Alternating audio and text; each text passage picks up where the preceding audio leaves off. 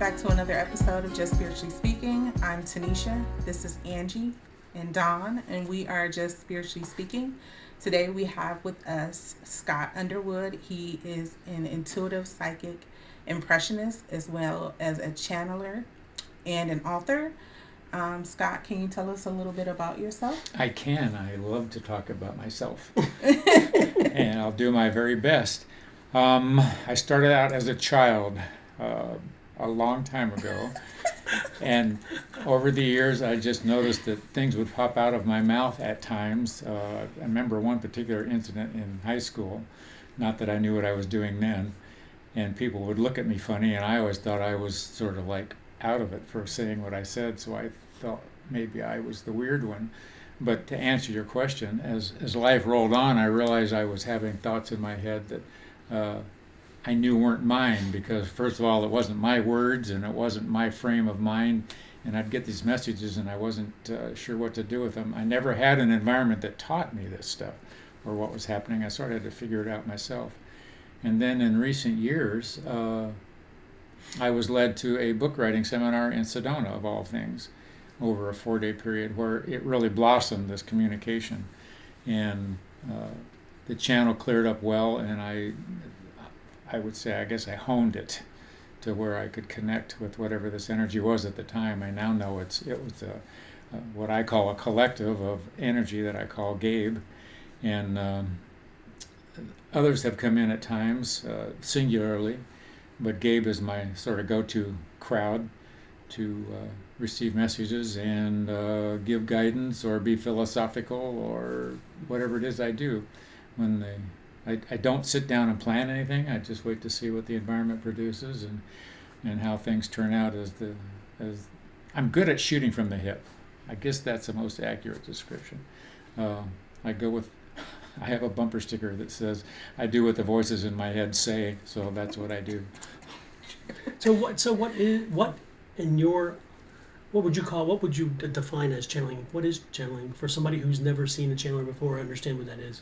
Channeling to me is a frequency availability that you tune into if you're ready to do so, because there's energy around us as we sit here speaking. I don't think it's up there or down here. I think we're in the middle of it in a different realm, and it's just bridging that curtain vibrationally between physical and non-physical. And if you quiet yourself down and learn which part of your mind or your head you're receiving in and go, oh, and play with it. It's like anything else. The more you go to the gym and exercise that muscle, the more responsive that muscle becomes. And once you get in my case, once I got the system down of what was happening to me and in my process, I got hooked on it. And so I don't have to go out in public to have a conversation. I can sit in my living room and talk to I don't know who, So you're just a vessel. You're a vessel for them to come through. Yes, I don't claim anything to do in this process. I call myself a messenger. I give the words that I get. If I can relay wisdom of some sort to persons known or unknown in front of me who are lost, God knows I've been lost. And I've really cherished and relished the information and the connection when somebody could give me a word or another perspective that I had no awareness of. And I still am in search of that, and this is a huge vehicle for that, because I'm assuming that they know a lot more than I do. I look at my crystal ball as much as possible, but there are still pieces missing.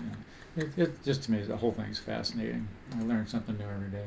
How did you get to a point where you could just talk yourself down into trance or channeling mode? It's interesting because at the book writing seminar, which was 4 days of just scribbling on a legal pad, I just started to see the pattern. And I've told people this before. I just started getting information that literally I could feel it come in on the right side of my head versus using this side of my head. So I played with that. And if I asked a question, I got an answer. And I was writing so much over a 4-day period. It was so concentrated. That's where I realized that what was going on. And then I could look back on my life and see where this had happened on other occasions, but I didn't know what was taking place. But to maybe further answer your question, in the beginning, which was probably, the pronounced channeling that I've done has just developed in the last 2 or 3 years. Okay. In the beginning, though, it was in development classes, where we've all met each other. There was a huge emotional rush in me, around me, pushing me. I had been through that before when I first stood up to do psychic messages in front of a crowd. And you could feel the emotion come up here. I could feel a heart chakra. It just very overwhelming, and what would I say? Overwhelming in a positive way. Mm-hmm. And the more I did it, the more that wore off. It's like it was old hat. So I don't know whether the other side was pumping me up to get me going to get into that chair, which I think is what was going on, because it's like anything else. Once you've gone through the initial thrill, it's not a big deal anymore, and they don't have to push so many switches. Now what it's worked out to be, it takes me about 30 seconds, and I just tune into the right side like I did in my book writing seminar. They're there. They don't need to come and whisper in my ear or touch me, or the emotion doesn't have to come up. Not that I don't miss that. I mean, I love to be loved. But if we've got it down to a pretty simple process now. I sit and I ask a question, or if somebody else is talking to me, I just feel it come in. It's funny, though, at different processes. I've noticed that when I do email messages, it's a much more concentrated flow. If I'm working with people with cards sitting in front of me, there seem to be breaks in it, and I get little word phrases. I don't get this whole heavy communication. Once in a while, I'll get a little poetic message. It's just funny. It depends on the day. It's amazingly how different from person to person it is also. And I've even noticed its difference if you're in front of a group. This group pulls out one set of energies and feelings, and this group pulls out another one on a given night. It's amazing to me, the variant. What do they say, a tough crowd? The entertainers out there in the world, oh, that was a tough crowd, or that was an easy crowd, or we nailed it tonight, or better luck next time. It's showbiz, I guess. Is it ever visual pictures, or is it all just sound or I do get visual. impressions? That's mostly, it's interesting. I will get maybe a picture in its third eye, just to get the ball rolling. Okay. The best example I can give you, I was talking to a gal one day at a meeting, and she was having relationship issues. And I could tell she was not happy in a relationship, and she knew she wasn't happy in a relationship, and I clearly saw the picture of a gravestone, gray gravestone with a blue ribbon on it, which gave me a reference point in a physical sense. And then the message that came through, loud as could be, was they aren't going to give you a blue ribbon at the end for hanging in on something you were unhappy with. And when I said that to her, I saw her just sort of react. The words hit her. I had no idea where they were going. I gave what I got, but the image was so. I gave her a description of the image to go along with the words. I think it's why it was the best process. The other best one I ever had was a reading with a Hispanic woman who spoke no English and her granddaughter. And her granddaughter was English and was translating. Well, she had become involved with a migrant farmer and was head over heels over this guy, who was very Hispanic also, but he wasn't head over heels back, and the relationship was rocky. And what came to me was, and I described it to her, I said, you bought the cat but are upset because it doesn't bark. In other words, she was trying to make it something it couldn't be. And the tears started to run down, and she got it, and I felt, and granddaughter got it. But, it's when you can, those are the aha moments, you have, that I don't know that we want those, but those are the ones that seem to turn us on our skates every now and then and give us the best direction. They come with the job, unfortunately. Yeah. Well, those fractions of seconds can turn your life around. Mm-hmm. You get that jolt and you realize what you've been fighting for years, and it comes to you in a millisecond. So I live for the ahas. I keep looking for them too. I don't like some of the ones I get, but you learn and you cleanse yourself and you reorient and you redirect and you take the next step and you look for the next words and you change your thinking, and go on with the evolution, and you do the best you know how to do. But those are the kind of things that can happen in channeling, wherever it's coming from. And I usually have endless amounts of questions, more questions than they will readily answer, because in my case, I go to ask questions on a personal level, and I don't get so much because they tend to push me back through social circles in the physical world, and I get a lot of the answers to the questions I have from people like you, when we're working together. Mm-hmm. And that seems to be the universe's big tool, is other people that you connect with.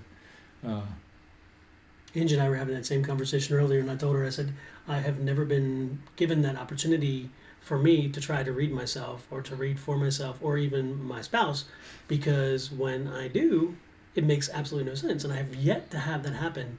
But yet I can read for so many other people, and I'm like, and you nailed it. I know, and it's I like, have no why? Why is Me this? either.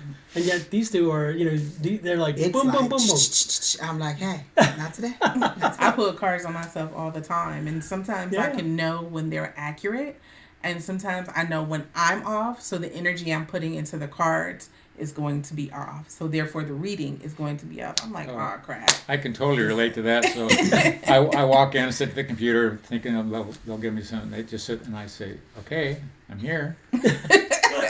What do you have to say to that? Don't you want to tell me how wonderful I am? What should I do? What Yeah. should I eat? Where should I go? I know. I'll go to bed and I say, okay, first of all, whatever I dream tonight, make sure I remember it tomorrow. And secondly, help me understand something. Tell me tonight, and then I have the best night's sleep because it's silence. It's chirping. Yeah. Birds chirping because they don't talk to me. I'm like, okay, I'm awake and nothing happened. What's and that so, phrase? Crickets? You just hear crickets? Exactly. Does it ever come on unexpectedly? Like have they ever prompted you to walk up to a stranger and tell someone something, or we're just having a conversation and then all of a sudden your collective comes on, or do you always have to prompt it now because you have the control? I haven't had that, but I will tell you, I remember sitting in the desert in college at what we called were boonies. You go out in the desert and have fires and sit there The and boonies. drink horrible stuff. And I had a date with me that night, and the relationship was not locking in. I had gone out with her before, and I can't remember the exact words I said to her, but I don't know whether the liquor loosened my tongue or Quite to make the possibly. channeling Shoot. easier. But I remember the lines, and they were rather intimate lines that I said to her, and she recoiled because I hit a nerve of some sort. That's what I remember. And the other more prominent, maybe more philosophical moment I had was in a high school English class, and the teacher was pontificating on some structure in this book we were reading. And before I realized what I had said, I heard what she said, and I said, "No, that's wrong."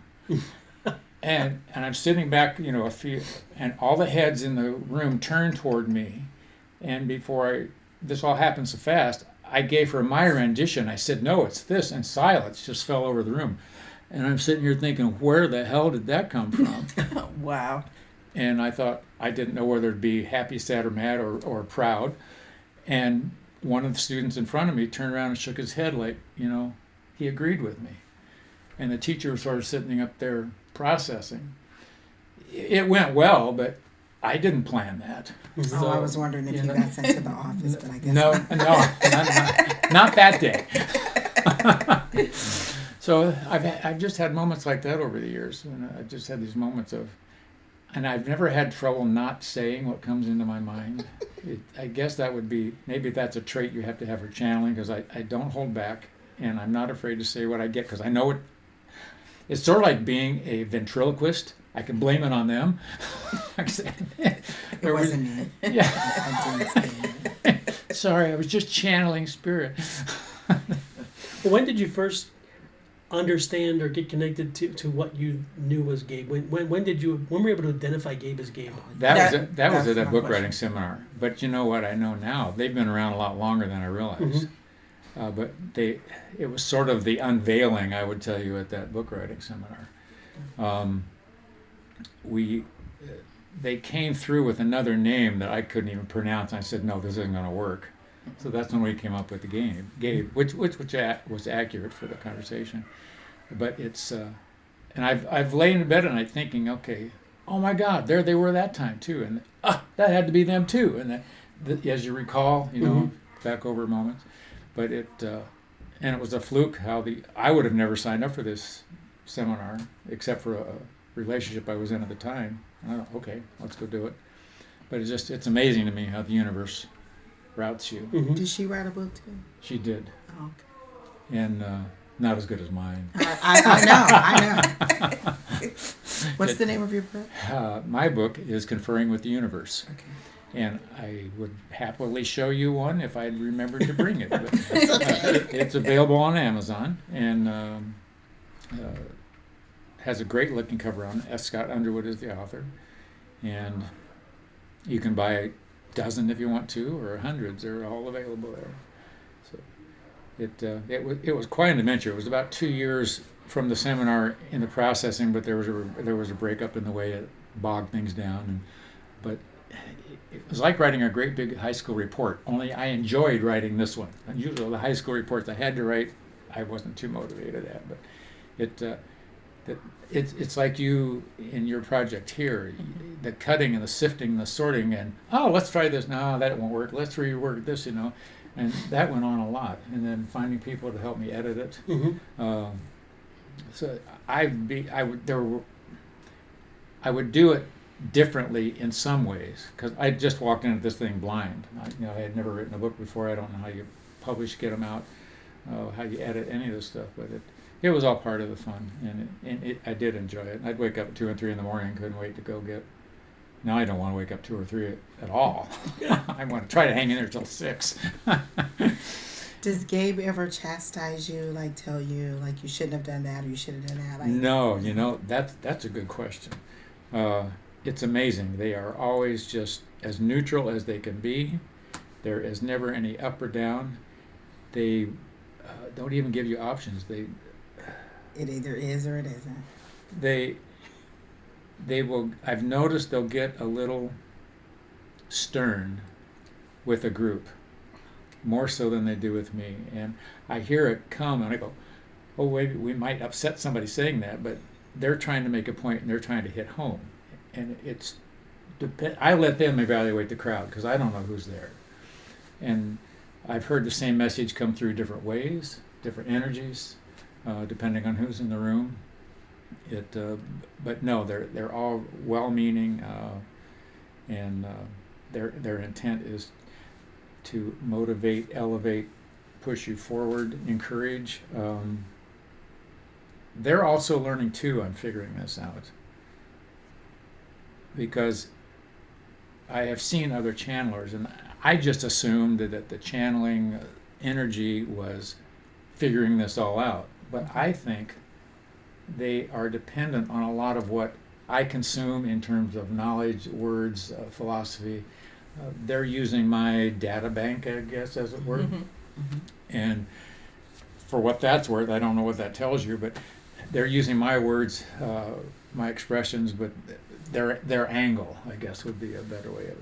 Mm-hmm. And I've wondered. Go ahead. You are conscious when they are talking, like you're aware of what they're saying. I am, and Okay. I think I get in the way sometimes. I go, we can't say that, or maybe we can. I try to stay back, and I try to stay with the flow of what they're saying, and I am there for the party. I'm not knocked out. I have seen channelers that were just out cold.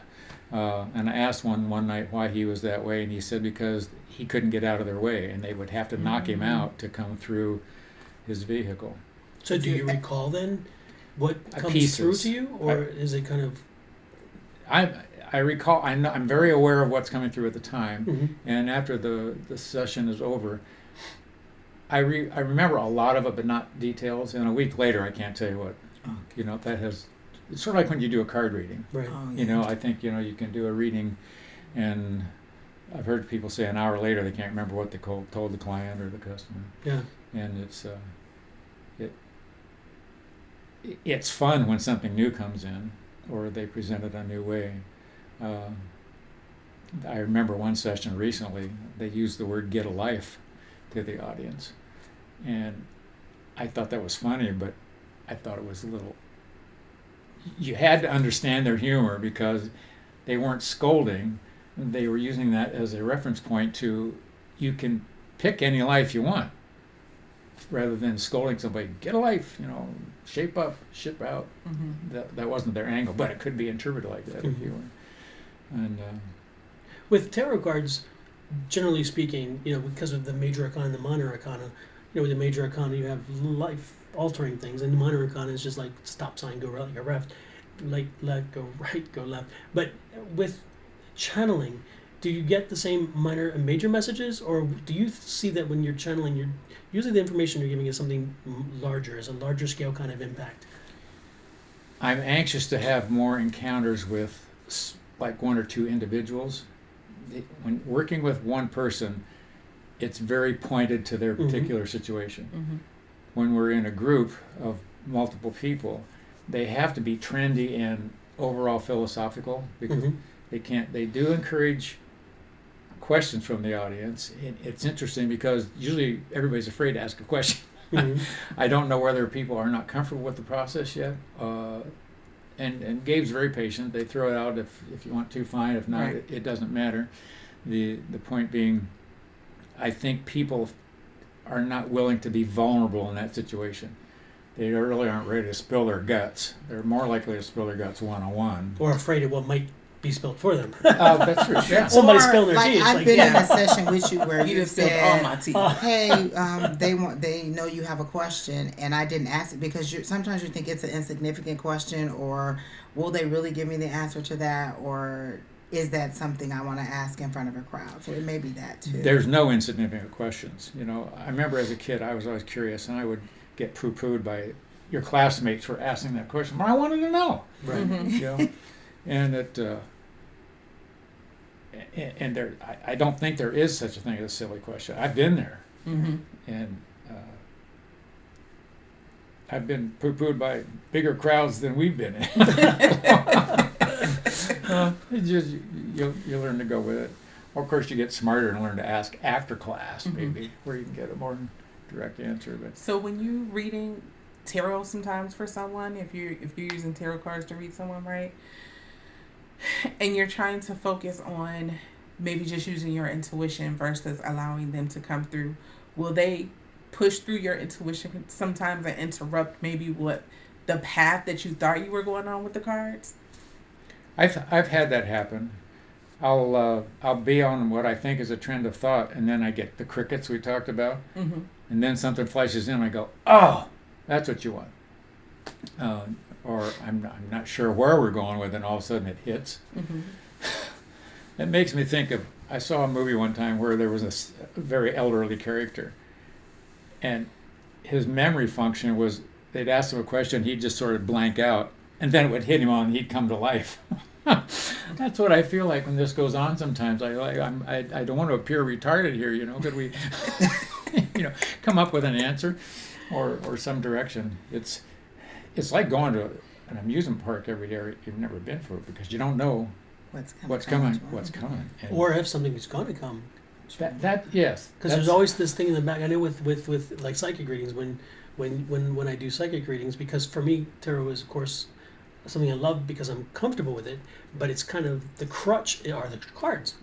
And then when you sit there and you have to do a psychic reading, you look at somebody and like, all of a sudden you're thinking, holy crap, I have nothing. I have nothing to hold as a crutch. I have to depend on some entity out there to come and give me some information or tap an energy source. And you're thinking, please don't let me down. Please don't let me down. And then I know. And then all of a sudden you're like, bing, it comes on. And then all of a sudden the lights are on and everybody's home and everything's making sense. And like ding, ding, ding, ding, ding, ding, ding, ding, ding, ding, ding. And then you're like, okay, what was I worried about? But you can't help but have that little bit of worry, thinking, will this time be the time that I'm going to sit there and I'm going to really blow it? And it's like, and I don't want to do it. Not for myself. I don't mind blowing for myself because I will not give information that's not accurate. If I'm not given something, I will not give it. But at the same time, I don't want to have somebody sitting there and thinking, why not me? What's wrong with me that I can't? Oh, I've agonized over that to no end. Man. Yeah. I'm sure you guys. Have they ever told you, like, this person isn't ready? Like, I have someone who wants me to do a reading, and Spirit has repeatedly told me they're not ready for the information that you have to give. Have they ever said no, like no, don't read this person, or no, they're not ready, or just flat out? No, I get what you're talking about, because it's a combination of what you two have just been talking about. They've never come and said, no, this person's not ready. Something happens to where it doesn't work out, Yes.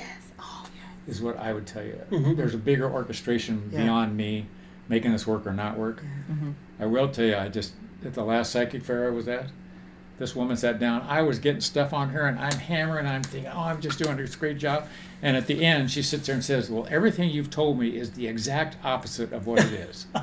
And I'm going, okay. How do I save face here? Exactly. And I said, okay, I get it, because that happened to me in a seminar. And what I found out was I was working with this person, but I was getting her friend. Oh, that happened to me.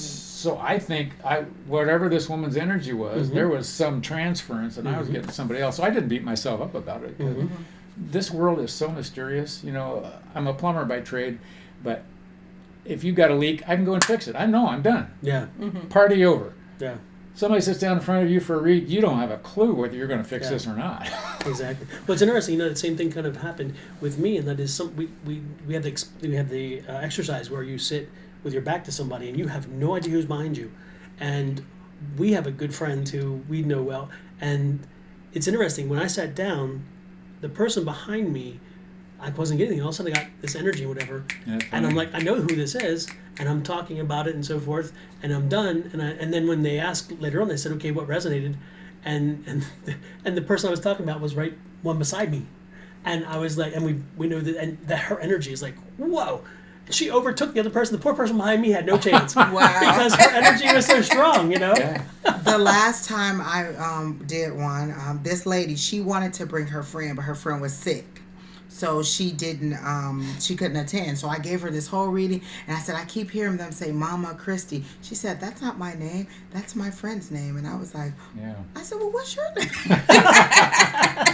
And I knew she had told me, because I always ask your name first, so that when I ask Spirit, I can say, what information do you have in specific? And when she said, that's not my name, I kind of got like really hot and red in the face, like, okay. But then you like, because I was a Baptist, and we went to church, and so they would be at the end of church where you could come up and pray for someone who wasn't there, and they would say, you're standing in proxy for this person. So as this happened, that's what I heard in my head. She's in proxy for her friend. So I said, oh my gosh, I don't know who your friend is. Would you please give me her number? I'll do her reading. This information has to get to her. And she called. I gave her the reading. She was having a dilemma on whether she wanted to open a home for like a foster home for kids, but little kids. And so she was going over this dilemma, and once I told her, she was like, oh my gosh, I couldn't believe it. But I was so stunned that my information was completely wrong, and because she kept saying no, and I was like, are you sure? And then I said, I kept hearing Mama Christie, and she was like, that's not me. And I was like, oh.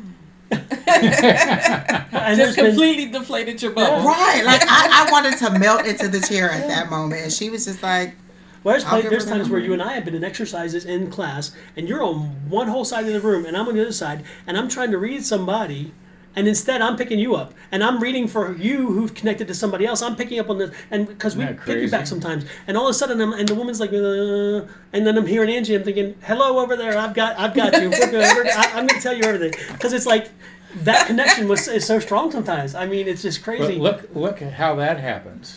Just here in physical. Now, that other side in this energy channel. you Yeah. know, I think they've got more control over there, what they're sending. You know, we're sort of flapping in the breeze in a sense, waiting to catch something. But it's amazing that you two can connect that way across the room. You can do it with Reiki. I've had a demo. You know, you can do something here and a person feels it over there in a Reiki class. That just fascinates me. What limitations have you experienced with channeling that frustrate you and that you would like to move That's a good beyond? I question. mean, Yeah. have you hit something where you say, you know, I would love to get beyond this, or I'd love to learn how to overcome this, or even do something that you haven't done with channeling? Channeling, if I went to your question, would be more in a mediumship vein. Mm-hmm.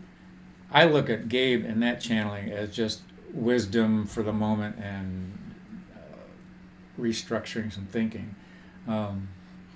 If I could channel an individual, I'd rather, but those frequencies are so more convoluted, I guess. Mm-hmm. because I keep, as much as we have practiced mediumship, Mm-hmm.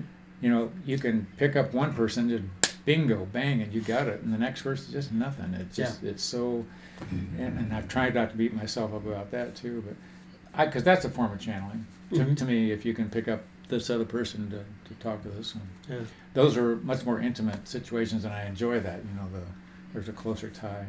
Now, is Gabe an entity or a human who had lived previously in this world, or is Gabe is this like an energy or a spirit or some kind of energy that was from someplace else? Did Gabe connect in earthly form before? I don't as get a collective? they've been here. Mm-hmm. I see them. You would not associate them with the human race in terms of the form that I see. Mm-hmm. They're tall. Also, they've shown you their form. I see tall, slender beings. They come in different robes and it's not 3D, but it's repetitive, and I see it the same thing a lot. And as close as I've gotten to them, it's Syrian energy. Mm-hmm. They really don't dwell on this because they don't think that matters. Their orientation is to be here and reach the structure. And it's sort of like the teacher in the playground. They're, go play. Don't worry about us. Mm-hmm. But that's as much as I've gotten out of them. They seem to know other entities that have shown up in class, But they seem to be a very isolated little group, and that's why they picked me. I don't know. I was going to say, do you know if they only work with you or if they work with you and other people? I don't know. Oh, Good How did question. you know that there was Syrian energy that they were putting out, or did they tell you that they were In Syrian? a session one night we were doing downtown, somebody asked, and I had never thought about it. Mm-hmm. And I could hear them pondering. I could see them doing this. What do we say? And they didn't really have a packed answer or set answer that they were ready for. I think I caught them off guard. Well, at least they didn't give you dear this finger. Zach. They sent them this. They could have. They were, Maybe that was what was happening. I don't know. well, they were still getting used to me at the time, and I was getting used to them, and the flow wasn't as integrated. And I'm wondering if I take videos now versus 10 years from now, whether there'll be a difference. I'm oriented to having it sound as conversationally normal as possible, because if I try to sound, they come through with a different energy and a different tone of voice and a different mode. But I don't want it to sound like it's concocted, but I want it free flowing. So, and I'm thinking, channeled question.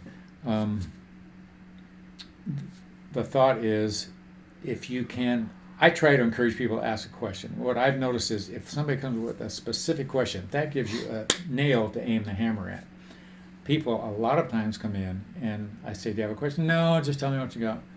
Well, that covers a lot of area, and you talk about not knowing where to go. So you're sitting here waiting, and maybe the universe is trying to decide in their sphere of existence or their sphere of, there's a lot of segments in there to analyze and to decide which to throw at them. So I've noticed with the cards, that just sort of gets the ball rolling. I get them to pull something, and then we play from there. And maybe that loosens their tongue, or they remember, and they look around, and then they'll ask a question maybe they wouldn't have asked in the beginning. And it's... But I was asking, in my book, I was asking pointed questions. And it was interesting because they started out saying, I can't heal anyone else if I don't heal myself. And I'm going, huh? What's wrong with me? But it was... Perfect. Yeah. Wait a minute. Moi. Certainly not me. As Miss Piggy used to say, moi. And it's... so the book has a lot of me asking questions that I'm curious about. And then they would take me back to instances in my life. Well, take a look at this because that's causing this. And I was going, geez, I didn't think about that one. So did Gabe then help you write the book, or was it just a revelation that Gabe came through and then it gave you material then because of that? That's probably a catch-22. I would like to say I wrote the book, but as the book evolved, they were there more often than not. But we were talking about the free reign. We were trying to decide the title. I put that in the book, the little session where we went through fiddling with the title. They seemed very reluctant to give me, no, do this. I never got any of that. They let me play with it. They gave me their answers to my questions. Yeah. And they would let me put commas where I wanted to put commas. Yeah. Not that I'm any good at that. That's why I Yeah. went to the editing people. And they're just so neutral and so positive and so patient. Oh my gosh, so patient.